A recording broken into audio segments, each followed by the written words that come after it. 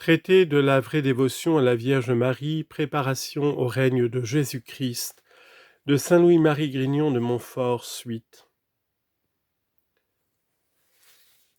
Cette dévotion à la très sainte Vierge est un chemin court pour trouver Jésus-Christ, soit parce qu'on ne s'y égare point, soit parce que, comme je viens de dire, on y marche avec plus de joie et de facilité, et par conséquent avec plus de promptitude. On avance plus en peu de temps de soumission et de dépendance de Marie que dans des années entières de propre volonté et d'appui sur soi-même. Car un homme obéissant et soumis à la divine Marie chantera des victoires, signalées sur tous ses ennemis. Ils voudront l'empêcher de marcher ou le faire reculer ou le faire tomber, il est vrai, mais avec l'appui, l'aide et la conduite de Marie, sans tomber, sans reculer, même sans se retarder, il avancera à pas de géant vers Jésus-Christ, par le même chemin par lequel il est écrit que Jésus est venu vers nous à pas de géant et en peu de temps. Psaume 18, 6. Pourquoi pensez-vous que Jésus-Christ a si peu vécu sur la terre et qu'en le peu d'années qu'il y a vécu, il a passé presque toute sa vie dans la soumission et l'obéissance à sa mère? Ah, c'est qu'ayant été consommé en peu, il a vécu longtemps et plus longtemps qu'Adam, dont il était venu réparer les pertes, quoiqu'il ait vécu plus de 900 ans. Et Jésus-Christ a vécu longtemps parce qu'il y a vécu bien soumis et bien uni avec sa sainte mère pour obéir à Dieu son Père. Car celui qui honore sa mère ressemble à un homme qui thésaurise, dit le Saint-Esprit, c'est-à-dire que celui qui honore Marie sa mère jusqu'à se soumettre à elle et lui obéir en toutes choses, deviendra bientôt bien riche parce qu'il amasse tous les jours des trésors par le secret de cette pierre philosophale. Qui honorat matrem quasi qui thésaurisat. Siracide 3, 5. Deuxièmement, parce que selon une interprétation spirituelle de cette parole du Saint-Esprit, Senectus mea in misericordia uberi. Psaume 91, verset 11. Ma vieillesse se trouve dans la miséricorde du Saint, c'est dans le sein de Marie qui a entouré et engendré un homme parfait, Jérémie 31, 22, et qui a eu la capacité de contenir celui que tout l'univers ne comprend ni ne contient pas.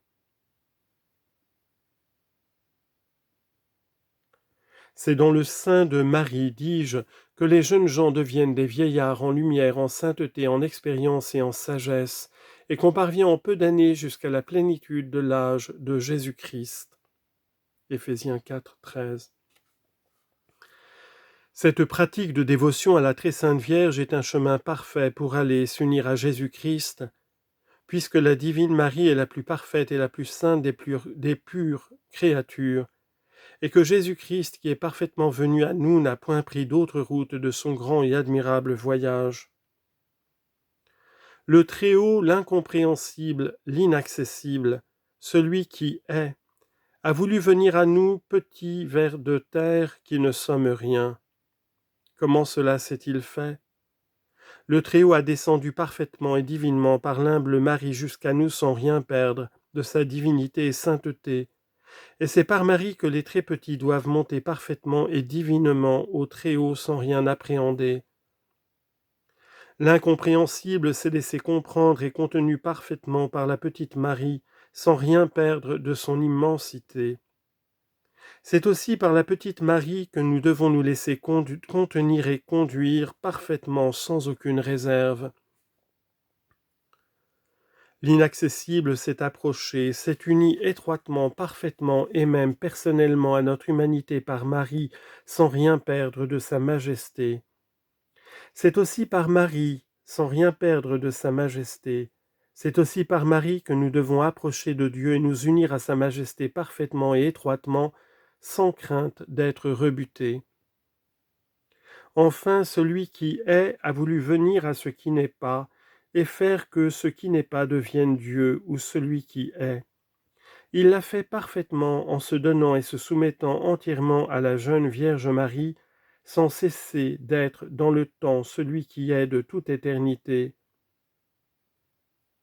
De même, c'est par Marie que, quoique nous ne soyons rien, nous pouvons devenir semblables à Dieu par la grâce et la gloire, en nous donnant à elle si parfaitement et entièrement que nous ne soyons rien en nous-mêmes et tout en elle, sans crainte de nous tromper. Quoiqu'on me fasse un chemin nouveau pour aller à Jésus-Christ et que ce chemin soit pavé de tous les mérites des bienheureux, orné de toutes leurs vertus héroïques, éclairé et embelli de toutes les lumières et beautés des anges, et que tous les anges et les saints y soient pour y conduire, défendre et soutenir ceux et celles qui y voudront marcher, en vérité, je dis hardiment et je dis la vérité, que je prendrais préférablement à ce chemin qui serait si parfait, la voie immaculée de Marie. Posui immaculatam viam meam. Psaume 17, 33. Voie ou chemin sans aucune tache ni souillure, sans péché originel ni actuel, sans ombre ni ténèbres, et si mon aimable Jésus dans sa gloire vient une seconde fois sur la terre, comme il est certain, pour y régner, il ne choisira point d'autre voie de son voyage que la divine Marie par laquelle il est si sûrement et parfaitement venu la première fois. La différence qu'il y aura entre sa première et dernière venue, c'est que la première a été secrète et cachée, la seconde sera glorieuse et éclatante, mais toutes deux parfaites parce que toutes deux seront par Marie. Hélas, voici un mystère qu'on ne comprend pas. Hic taceat omnis lingua. Que toute langue ici demeure muette. Cette dévotion à la très sainte Vierge est un chemin assuré pour aller à Jésus-Christ et acquérir la perfection en nous unissant à lui. Parce que cette pratique que j'enseigne n'est pas nouvelle, elle est si ancienne qu'on ne peut, comme dit M. Boudon, mort depuis peu en odeur de sainteté dans un livre qu'il a fait de cette dévotion, en marquer précisément les commencements.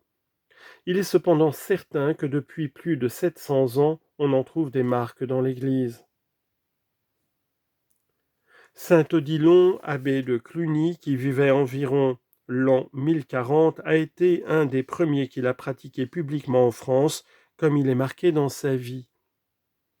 Le cardinal Pierre d'Amiens rapporte que l'an 1076, le bienheureux marin, son frère, se fit esclave de la très sainte Vierge en présence de son directeur d'une manière bien édifiante, car il se mit la corde au col et prit la discipline, et mit sur l'autel une somme d'argent pour marque de son dévouement et consécration à la Sainte Vierge, ce qu'il continua si fidèlement toute sa vie qu'il mérita à sa mort d'être visité et consolé par sa bonne maîtresse et de recevoir de sa bouche les promesses du paradis pour récompense de ses services.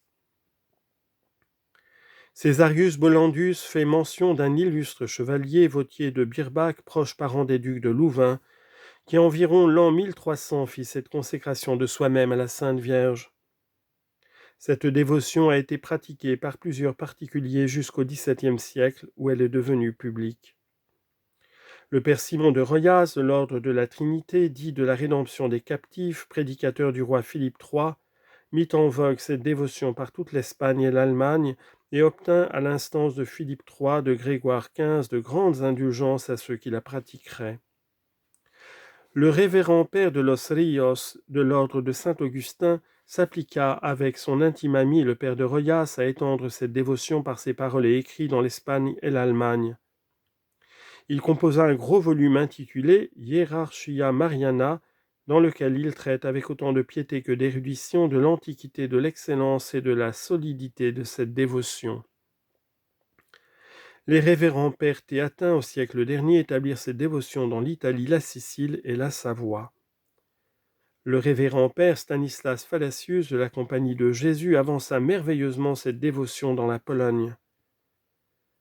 Le père de Los Rios, dans son livre ci-dessus, rapporte les noms des princes, princesses, évêques et cardinaux de différents royaumes qui ont embrassé cette dévotion.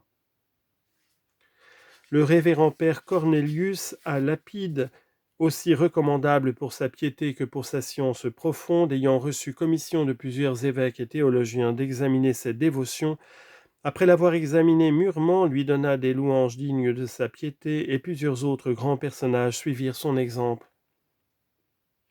Les révérends pères jésuites, toujours zélés au service de la très sainte Vierge, présentèrent au nom des congréganistes de Cologne un petit traité de cette dévotion au duc Ferdinand de Bavière, pour lors archevêque de Cologne, qui lui donna son approbation et la permission de le faire imprimer, exhortant tous les curés et religieux de son diocèse d'avancer autant qu'ils pourraient cette solide dévotion.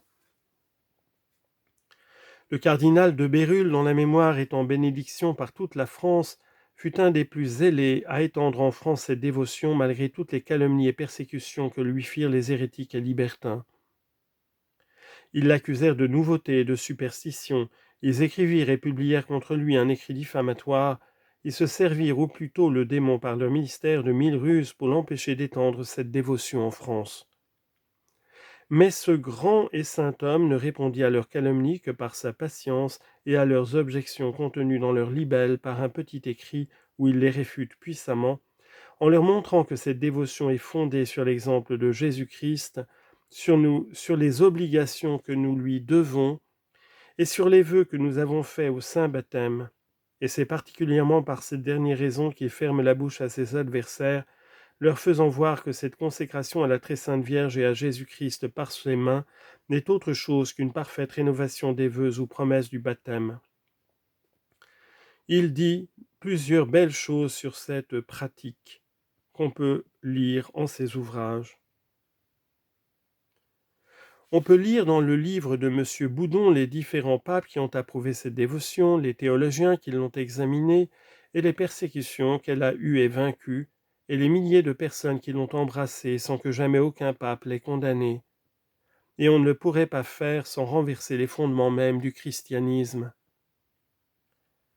Il reste donc constant que cette dévotion n'est point nouvelle, et que si elle n'est pas commune, c'est qu'elle est trop précieuse pour être goûtée et pratiquée de tout le monde.